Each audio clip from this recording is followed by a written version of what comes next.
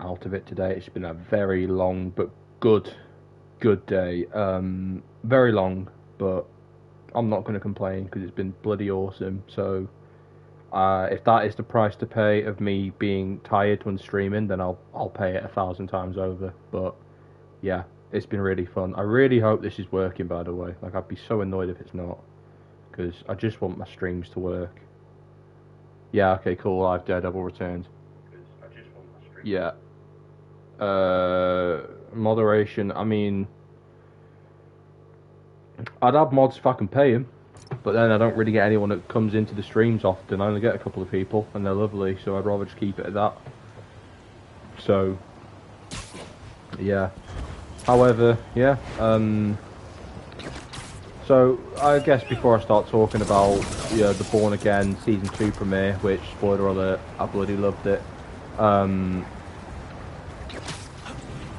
I should probably update what's been going on. So I'm officially a founding member of a brand new theatre company, which is amazing. Actually saying that is an honour. Honestly, I'm so proud to say that. That is honestly, it means the world to say. With that being said, a lot of work will now begin. We've had our official pitch for our company and our debut production, which I won't talk about because I don't really want to release anything before our social media manager gives us the green light, because they are in charge of the social media marketing. I will be doing a bleep ton of cross promotion between this YouTube channel and my company. I can't wait for it. It's going to be brilliant. But yeah, I'm so excited. We had our pitch. The pitch was really good. I was very worried at one point because we were really struggling with a venue to house our first performance, but we have now negotiated a venue, given that we trained to actually use it, because it's a very risk assessment heavy venue. But with that being said, we should be okay. I'm very excited for this. It's going to be amazing. Oh, that was a clean takedown. Oh, bloody hell, that was clean. No more hunters? No more hunters. That was awesome. But yeah, really good. And I also got to fight direct for another company today, which I was very happy for. They are incredible. I got to work with some very good friends and got to watch them blossom as they performed. Possibly the best fight scene that I've worked on. I'm going to be honest, I was very jealous. I wanted to be in the fight, but no, I directed the fight scene. And yeah, I absolutely loved it. They are an awesome group. I can't wait to support their work as well as working on my own. And I'm honoured that they asked me to be their official fight director. So yeah, I can't wait for that. That's going to be absolutely brilliant. But yeah, as far as I'm concerned, things are going good. Let's probably talk about Born Again Season 2, shouldn't I? Yeah, I stayed up to watch... Yeah, well, I technically didn't stay up. I was under the assumption the episode was going to come out at like 3 in the morning. I was like, I'm not staying up. And because my, sleep schedule is so bad, and I dwell on a lot when I'm in bed. I dwell on a lot. I dwell on life. I dwell on how things are going at the moment. I was thinking about my company. I was thinking about, just stuff, relationships and stuff like that. And I checked Disney Plus because I saw something about Born Again Season 2 now streaming. I was like, hang on a minute. So I went on Disney Plus at like 1 in the morning, 2 hours before I thought it was going to come out, hoping to be asleep by 3. And I saw the premiere was out, so I'm like, right, I'm watching it. So I took all of my stuff off my chair, Can't let those people get hurt. and I was like, I'm watching it. I don't care. And I absolutely loved it. Honestly, it's the strongest premiere I've seen for a Disney Plus season I've ever seen. It was excellent. Well, okay, I'll tell a lie. It was what season premiere, not series premiere. I do think that the series premiere was better. You know, the long take fight scene, fighting Bullseye, Foggy's death. I loved it. It was absolutely brilliant. But the season 2 premiere was so good. I am going to talk spoilers, but it was so good. First of all, I don't want to massive, you know, double D-sized elephant in the room. Everyone's talking about it. I'm going to stick my 2 pence on it. The suit.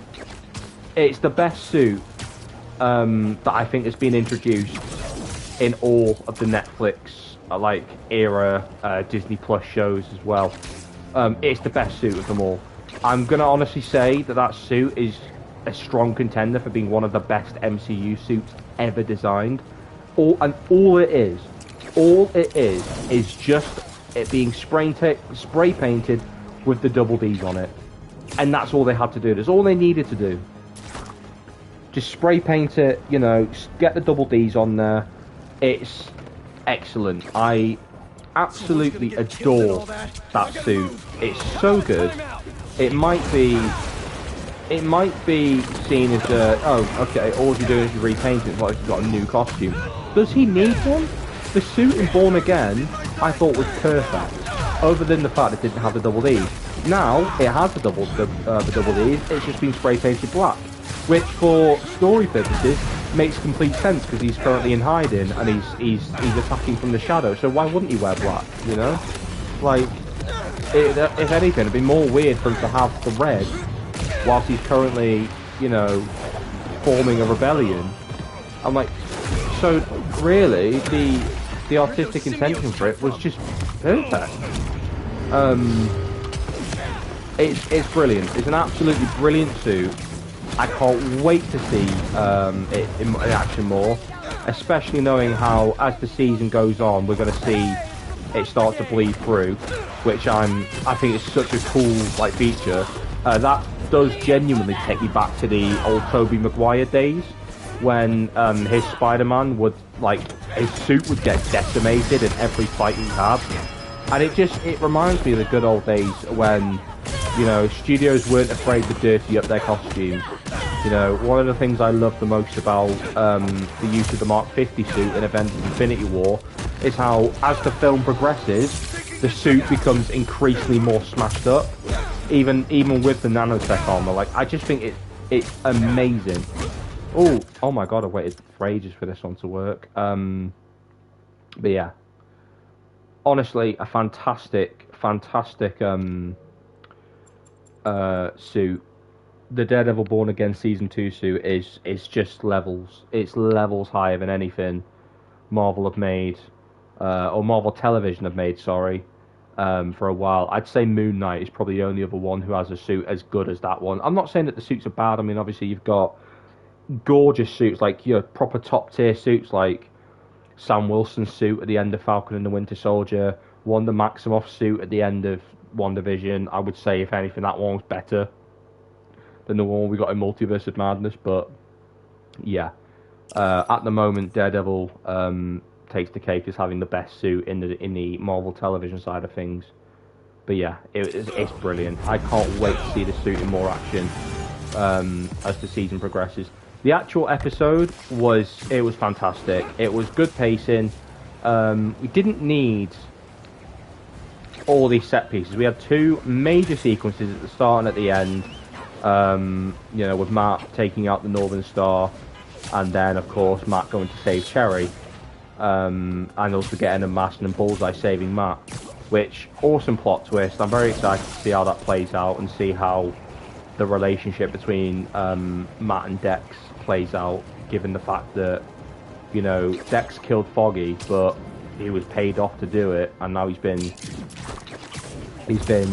effed over by the people that paid him to do it, or by Vanessa Fisk. So I'm hoping we see a bit of a revenge arc there between Matt and not Matt, well, I guess kind of Matt as well, but Dex and Vanessa, because I would say Vanessa has had just as much of a part in, you know, screwing over Dex as Wilson Fisk has as Kingpin. So to get, you know, to get the full action involved with those two, you know, proper, like having a bit of a feud, it's gonna be amazing. I'm hoping, you know, because not only are we tipped for the rematch of the decade, sorry, but we are also rematch of the decade being Daredevil and Kingpin, obviously. And speaking of which, I'm in Hell's Kitchen now, but hopefully we're going to get some really good bullseye action as well this season.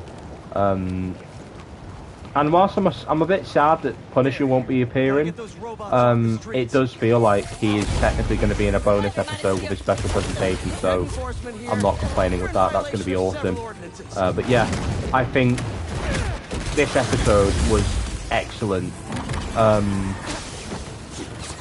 Honestly, I don't think I don't think we need much more of a reintroduction as to the rest of the cast. I feel like the episode did that really well. Not only Karen Page, but also the characters that were introduced in season 1 of Born Again. You know, particularly Heather Glenn, Hawk, you know, all those characters that we met.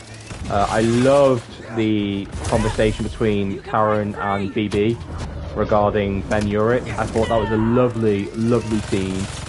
Deborah Ann Wall. I absolutely adore that woman. I would almost say I fancy her a little bit. She's absolutely stunning as an actress. Her work as Karen Page is, I think, is the most incredible, like, support, like, you know, she's one of the strongest female leads in the Marvel Television section of the MCU. And I would absolutely love it if Karen Page got another standalone episode like she did in season 3 of the Netflix show. Because that episode where we went into Karen's backstory was just gorgeous. Deborah Ann Wall deserves it. She's such a giving actress. You know, I would do anything to work with the cast of Daredevil Born Again, on anything really. It doesn't even have to be on Daredevil, but you know, Karen Page is one of the strongest actresses that has been, you know, hired into the Marvel repertoire of characters and worlds that the MCU is provided. So I can't wait to see more of Karen Page. One character that did surprise me for how much I felt a sort of investment in, despite not being the biggest fan of her in season 1, is Heather Glenn. I think Margarita Levita does such a good job at portraying the trauma and the tragedy of the character. Obviously, I know what happens to her in the comics. She does commit suicide, and I really hope they don't do that because I like her too much to see her go. And although it would be a powerful message, if they get it right, I do think that, you know, it'll be a bold move from Marvel to do. So, as far as I'm concerned, I don't think they need to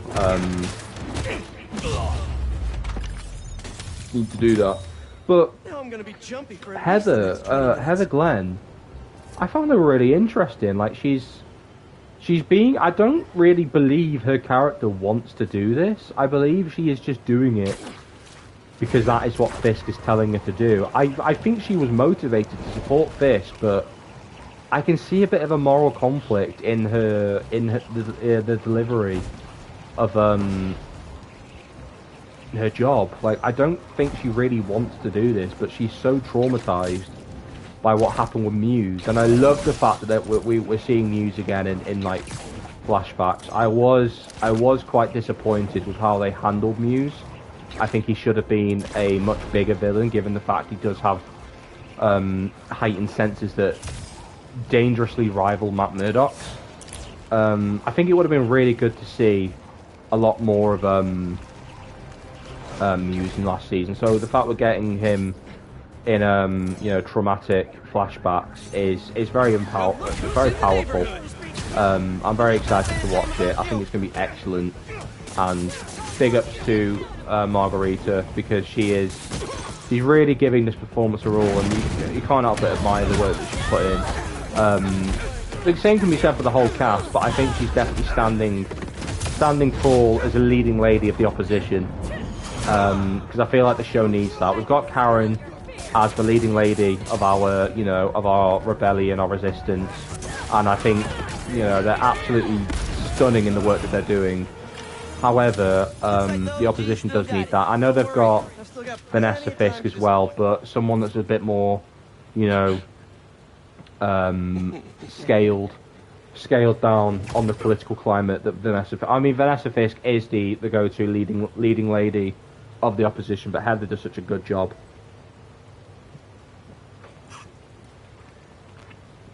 Excuse me. But yeah, I really enjoyed the episode.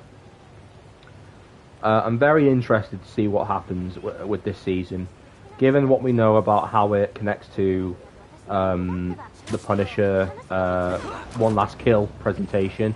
I love that title, One Last Kill. It sounds so much better than Punisher Special Presentation, Punisher One Shot. One Last Kill sounds so much better. And knowing how that leads into Spider-Man Brand New Day as well, I'm very excited to see where this season takes us. And I love this episode. I cannot wait for episode 2 of this season. I honestly think it's the perfect blend of what the Netflix show did right and what the MCU has on offer. It has those big set pieces, but rather than spending it on dodgy CGI, they're spending it on just making the production so much bigger and better. And the stakes feel so much higher, the scale feels so much bigger. I feel so, immersed in this world now, in a way that I never felt before. And again, I love season 1, it's my favourite Marvel Disney Plus show. However, you could tell that season 1 was a bit of a Frankenstein's monster between two different shows. And I just think they work really well. So I can't wait to see where this goes. But yeah.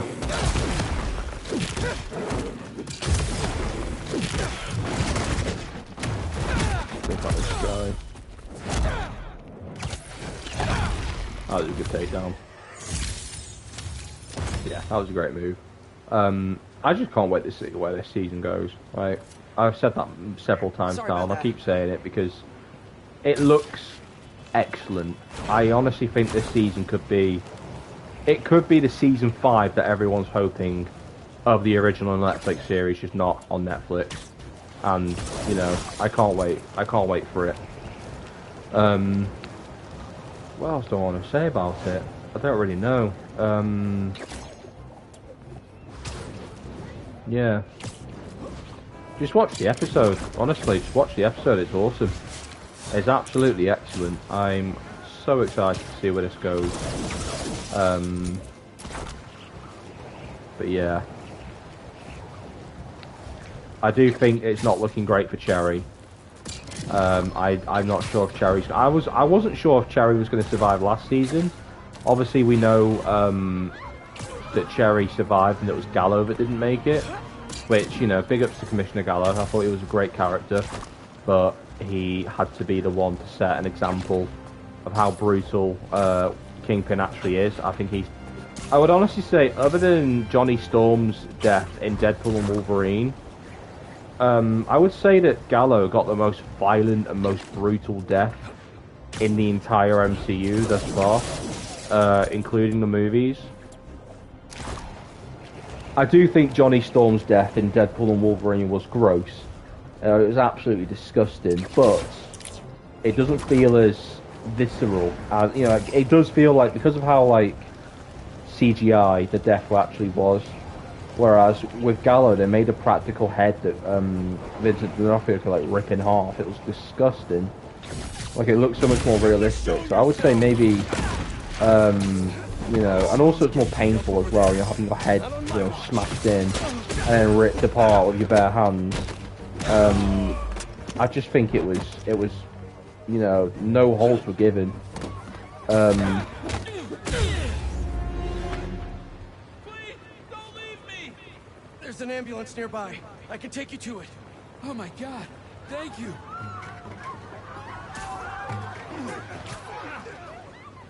We're almost there.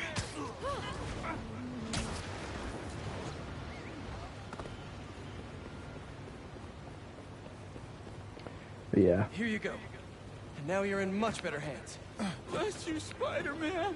In terms of season 2 deaths, I think there's characters that I don't think are. I'm not saying that, you know, any of the original Netflix ones are completely free. Like, you know, obviously, if Karen Page dies, then I'm going to kick off. But, you know, same with like Jessica Jones, Daredevil. Bullseye, I don't feel like his story's over yet. I'd be very surprised if they killed off Bullseye, but then maybe that's why they would do it, for the shock. But characters I feel like could bite the bullet. Daniel Blake, I know having a Gandolfini in a crime like drama is, you know, it's like the ultimate homage to The Sopranos, but at the same time I don't think his character is completely safe. I think Heather Glenn is probably a big risk of being killed off this season given her current emotional, you know, decline, given the storyline we spoke about earlier from the comic books. I think Buck, aka Bullet, is possibly, you know, we could see him actually killed off by the likes of Jessica Jones, because she doesn't really have as much of a, you know, no-kill filter as Matt Murdock does. So I think we could see her possibly kill Buck. But yeah,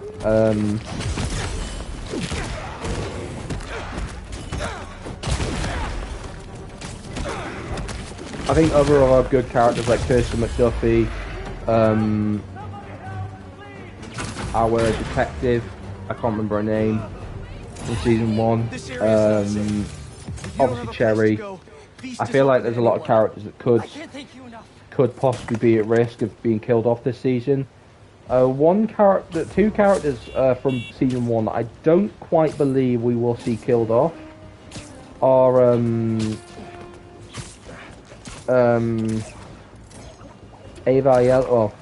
Angela Ayala and BB Urick.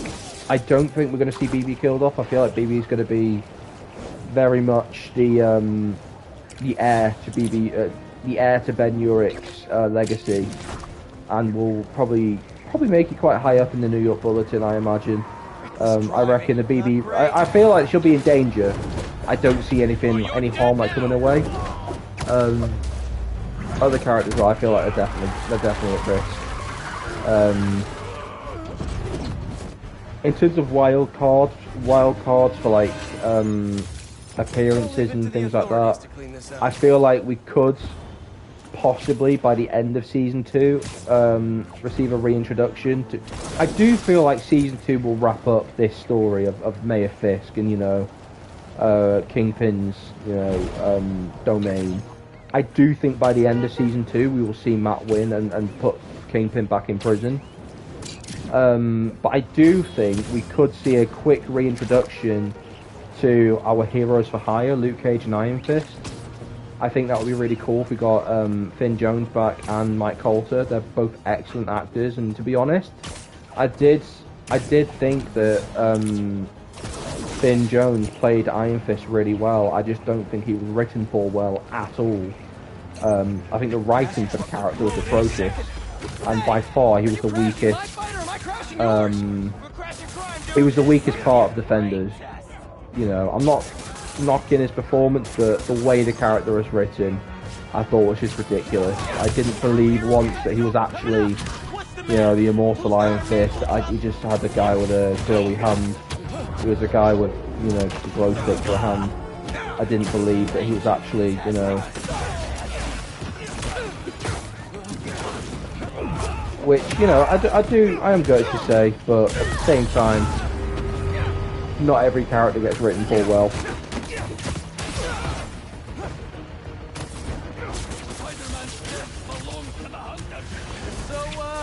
Exactly how cramped was it in there?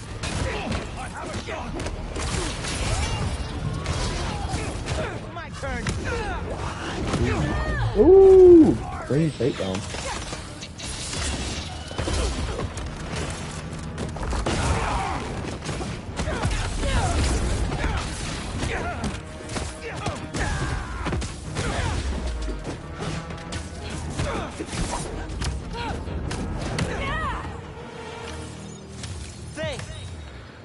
We got some excellent scenes Sounds like a good in excuse to finally build that Spider-Mobile. to look forward to. I'm so excited for the rematch, and Jessica Jones returning as well. Jessica Jones is probably my second favorite Disney Plus or Netflix Defender. I don't know, something about the way Kristen Ritter plays the character that just really it hooks me in. I think she's a very tragic person, and it's hard to, it's hard to not feel awful for her for what she's been through. But I do hope that we see a lot of callbacks to her show. Maybe even an update on how Trish Walker is doing. I really want to see what these guys were up to as well during the blip post Infinity War, because I would love to see how they integrate into the wider story of the MCU, bearing in mind those shows were airing at the time of Infinity War being released, and even after for a couple more, for like a year or two. No, for about a year they were all running still. It didn't get cancelled until 2019, I think. But yeah, I am just going to have a quick swig of my drink. My throat is so dry, I've been talking all day, to the point where it actually hurts to talk.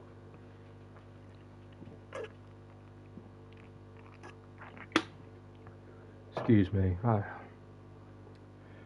Yeah.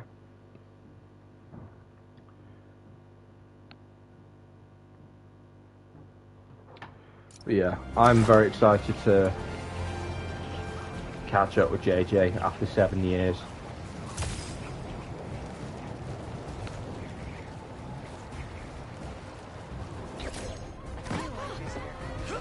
Oh no, it's Spider-Man! Come on! You had to know I'd be here sooner or later.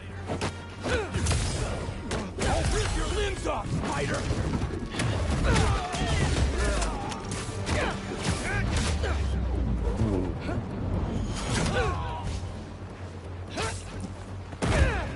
Get out of my way!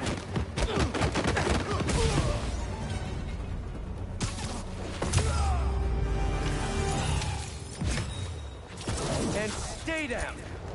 But like, seriously, please. Yeah. I think I might have to cut this stream short, I'm afraid. I'm really not feeling too great. My throat is ridiculously painful.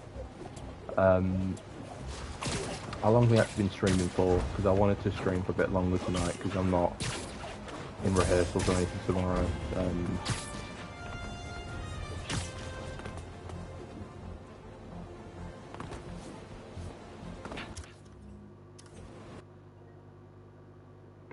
Nearly half an hour. I think I am going to call it here, I'm afraid.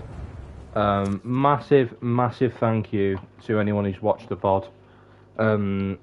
It's been lovely to catch up with you guys. And yeah, sorry this is being cut short, but my throat is killing me. So that's going to be it from me, guys. Alright, take care.